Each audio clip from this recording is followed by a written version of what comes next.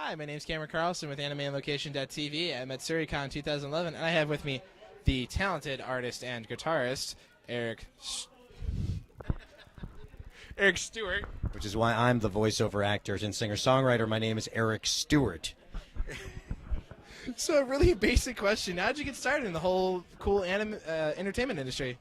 I knew I wanted to be a musician and singer-songwriter from like 7th or 8th grade. So I started with that, and then I got a job in a recording studio when I thought it was going to be music-based, and it turned out the recording studio only did voiceovers. And I learned from being like the coffee guy to the assistant to the casting director, and worked my way up to finally becoming a voice actor myself, and sort of fell into voice acting. But I knew I wanted to be a musician from the beginning. That's really cool. And you've worked mainly on New York-based stuff for 4Kids and Warner Brothers. But what's it like working with fellow New Yorkers, Tom Whalen and Lisa Ortiz? Well, I first met Tom before he did a lot of the directing stuff, or even the acting stuff, way back Central Park Media stuff with Slayers. And then gradually he got into the other side of the glass. So it's fun. I mean, Tom's a buddy of mine, but I've worked with Lisa really the longest. And Lisa and I are good friends, and we've worked on many, many shows together. But you got to remember, unless you've directed the shows, which I have, you don't get to work with these people in person. You pass them in the hall when one's leaving, the other one's coming in, and you might have like a, hey, let's celebrate the 50th episode and go out to a bar and have a beer with them. So I got the benefit of actually spending time with a lot of the actors that you know, and I think that helped become a great way to become friends with them. Okay. And it says in your bio that you're a musician, play the guitar, but what sets you apart from all the other cool voice actors that are musicians is that you've actually opened and played for some really big bands like U2 and like no? I thought you had. Not U2. I'm bad. I'm sorry. That's all right, I'll tell you. I've toured with Ringo Starr and the All-Star Band. I toured with Peter Frampton. I toured with Leonard Skinner, Jethro Tull, Chicago, Hall & Oates. Yeah, so mostly classic rock guys, though. But what was that experience like, being with them and being able to travel and open and perform with them? Well, I think that it's interesting because a lot of people have said to me, how do you go from playing like a little bar to like 30 people to playing in front of 55,000 people? Or, when we were doing the Ringo tour, we had anywhere from 10 to 20,000 people a night, or even Skinner was even a bigger crowd. And the answer is that when you make the choice that you want to do this for a living, none of that stuff intimidates you. You get excited, and you might get the little butterflies, but it's a positive nervous energy.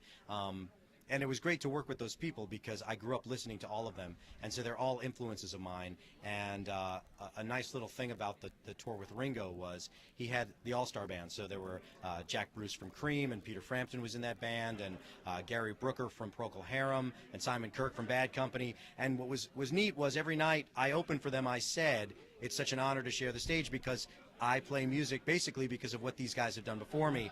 And I think after the third or fourth show, when they heard me say that, they realized I was actually being legitimate.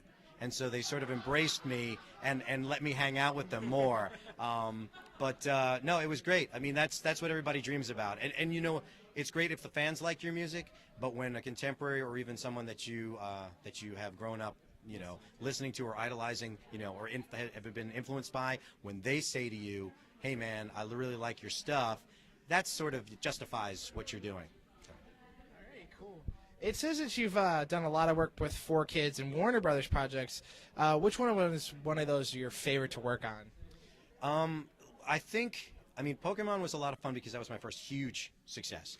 And I went from really just being the voice actor to directing myself on a lot of those episodes, and then 4Kids saw what I did as a director for that. I also directed some of the other actors in Pokemon, and then they decided to hire me, and my first job with them was Yugioh. And so I directed the first season of Yugioh, and it was a lot of pressure because I knew the success of Pokemon and the same format of a card-playing game, but this was sort of like, okay, Eric, can you turn this idea that's kind of popular in Japan into another success for us? And it was really exciting, and I felt very satisfied working on that show because also the fact that it had a little bit more of a mature theme, where Pokemon was fun and I love comedy.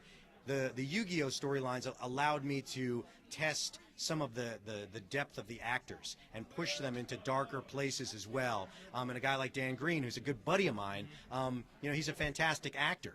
And he's doing stuff on Pokemon where he might be funny, whatever. This gave him a chance to really, what I thought, really act. So that was, I would have to say, probably something that I'm most proud of. Very cool. And now you also do audiobooks. Is that different than just doing voice acting? Yeah, I just started to get into that. It's, time is money for me because I do so many different things. Yeah. So, and I also, I won't say I get bored, but I want to jump to something else. So I might write a song in the morning and do a voiceover in the afternoon. But when you're doing an audiobook, you've got to set aside days and hours each day of a very time-consuming, focused job. And it's hard. It's hard. I think it's more exhausting, even though it's not a lot of yelling and screaming like an anime might be.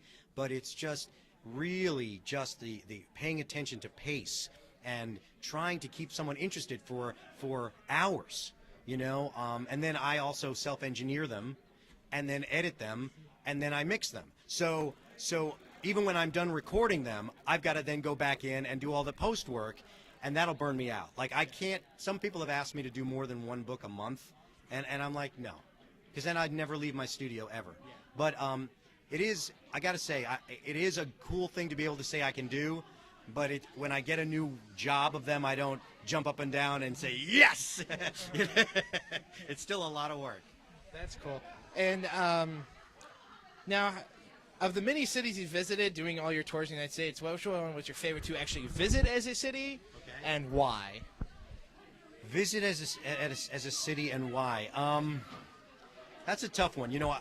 Being born and raised in Brooklyn, I didn't do a lot of traveling around the States until I started touring. I did more traveling in Europe, okay? And then when I got a chance to tour in America, I got a chance to see cities I'd never even thought I'd be going to.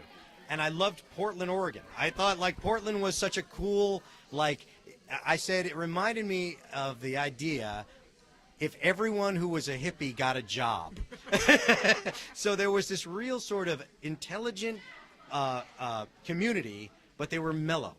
I didn't feel like there was a lot of high stress energy like I'm used to from New York. I like that a lot. I love Nashville. I mean, that's where I live now. I love Nashville. I fell in love with it because it's the music. Yeah. I mean, you swing a cat and you're going to hit a singer-songwriter. It's just such a great creative atmosphere. I loved playing in Columbus. I mean, I played at the Zoo Amphitheater. We did some shows there, and just great audience. So I would have to say that probably why I ended up in Nashville. I have to say probably Nashville was probably my favorite.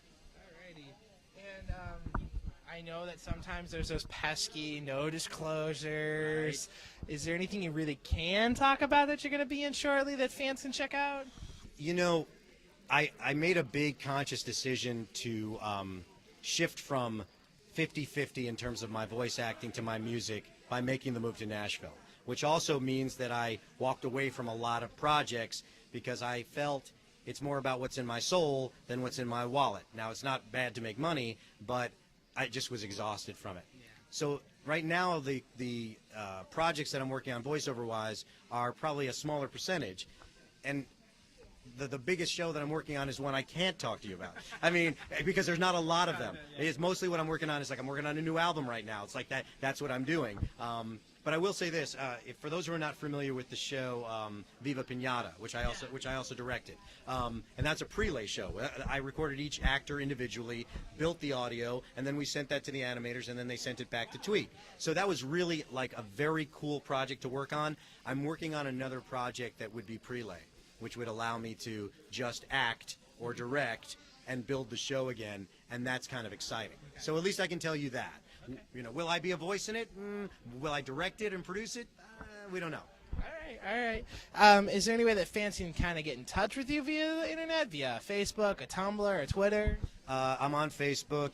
I'm Eric Stuart on there, and if you just, if there's 12 Eric Stewarts on there, it's the one that looks like me because it's my picture. And I love I love adding the friends and fans, and you can keep track of where I'm playing. And my website is just ericstewart.com. which I don't really update that much, but you can at least email me directly from there. So yeah, that's the best way to follow me. Just don't stop by my house. All right. Well, I don't think anybody's going to find you in Nashville, but thanks so much for coming on down here to Matsuricon and AnimeLocation.tv. Thank you so much. Appreciate it.